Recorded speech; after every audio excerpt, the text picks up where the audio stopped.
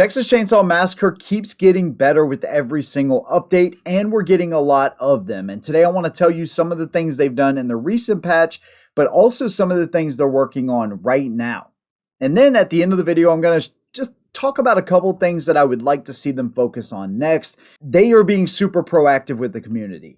They're listening. They're doing a lot of updates. And so I understand that the game just came out, but these are just some of the rolling changes I would like to see them address. And of course, I want to hear from y'all after the video. What are some things you would like to see them incorporate or fix in the game? Let's go ahead and get started.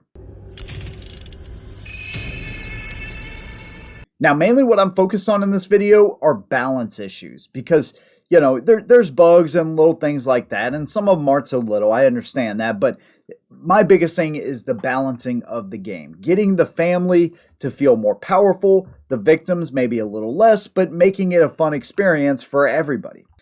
Now, one area they're working on is Hitchhiker. There were some collision issues with his traps. You would get caught in his trap and then, you know, you couldn't use a gap afterwards or whatever. But they're also looking at, you know, like when you set a trap near a ladder, right? I've seen videos where it seems like players just get right through those and then players can't even get out of them. You know, so they are definitely working on some of the things with Hitchhiker and his traps. Another thing they did is they have the battery is on now at the beginning of the game. Just like the generator.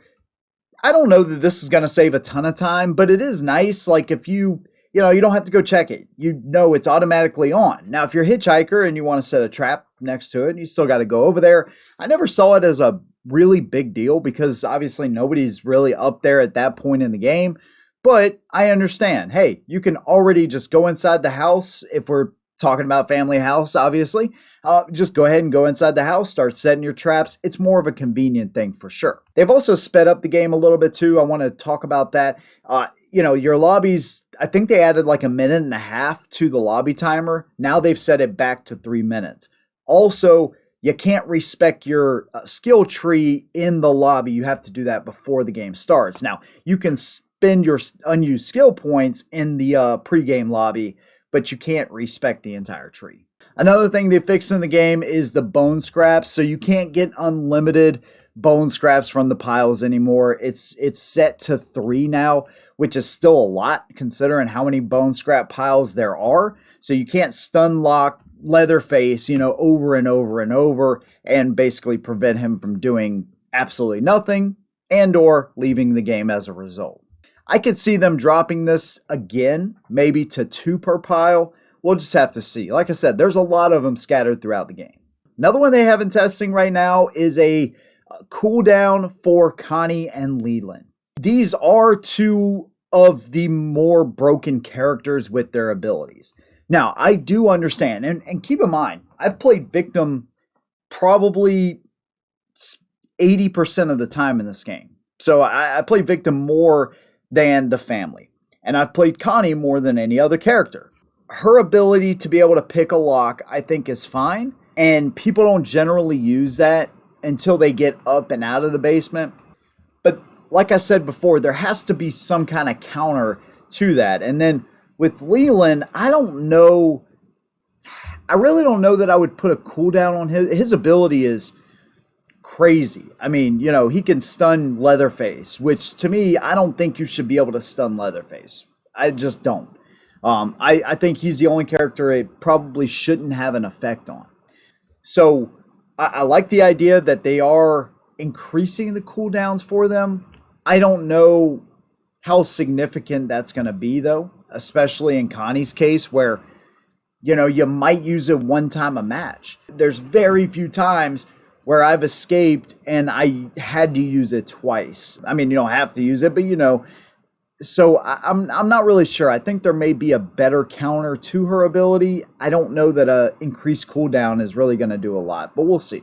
They talked about the Slaughterhouse special escapes. I don't know what they mean by special, but I assume they're talking about the valve and or the fuse exits. I see a problem with the fuse exits, right?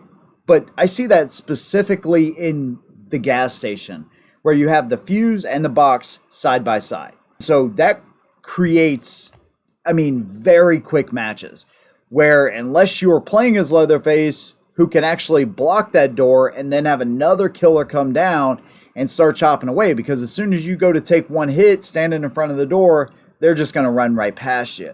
So that to me is the biggest issue. And in gas station, the one exit at the gas station, you just bypass the generator. I mean, who even wants to mess with the generator anymore at this point? You run right past it, you unpick the lock, you might have a trap or two, who knows, but boom, you run off to the left or right and you're out. So they really got to put something there to block that. Maybe some other electrified, cattle thing that they can put in the walkway. I don't know. But they got to slow that exit down, because it's a problem at this point. And then the Sissy poison bug, right? Everybody pretty much knows about this. Sissy has to be nerfed. She can send so many hits your way. She can poison you with each hit. You lose your balance. You can't run. It's really bad with Sissy, dude. So they have to be able to nerf her as well. They're also doing something with stealth balancing. So I looked through some of the comments in this thread that I'm reading on Reddit, and it actually looks like they're looking at ways to increase usage of stealth, not take it away. That's good news. And then they're looking at resetting the fuse box. So I imagine it's either they're resetting the location of the fuse box, which they need to do, or if the fuse box gets turned off, then the players have to go through the whole cycle again in doing the math and lining up your shapes and all that. Possibly even having to have another lockpick to get inside, even though the fuse is already there. I don't know, but they're definitely doing something with that. So they're working on a lot, and they've already done a lot. And that is really great to see, man, that they're doing that. And I really had no doubt about that. I think the best example of a good way to balance the game is Family House. It's the biggest map in the game, and it makes you, as the victim, let's say, you got to go in the house and you got to go upstairs in order to get the fuse and the box to work. Then you got to go back down to the basement. I still think, if I'm being honest, the fuse box could be moved to the outside of the house. So the fuse is on the inside of the house, the fuse box on the outside of the house somewhere where you got to use at least one pick to get through it. I think that would really help as well. But I think it's the most balanced map out of all of them, because you have your generator. The distance from the generator to the road is significant, so you have to conserve stamina. The distance from the back of the house to the battery exit, which I think is probably still one of the better exits in the game, is pretty far. So, you always want to be patrolling that.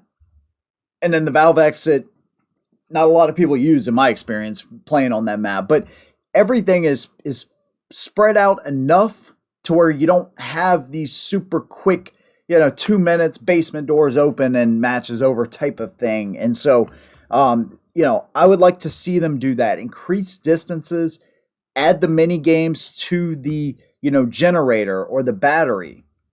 Very similar to what they already do with the fuse box. Have some mini game like they did in Friday the 13th, where you got to press a combination of buttons. If you get that combination wrong, right, the killers will be notified.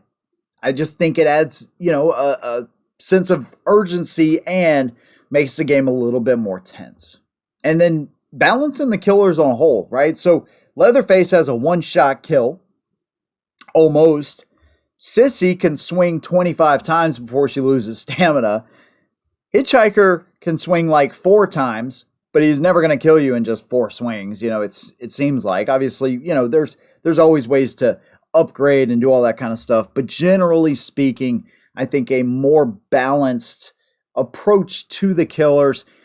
Me personally, I've talked about this in a previous video. I like to see them increase their power a little bit while still nerfing Sissy, obviously. She's just a little bit too OP. So I don't want to see it get to that level, because then nobody's going to want to play as the victims, right? I want this to be fun for everybody across the board.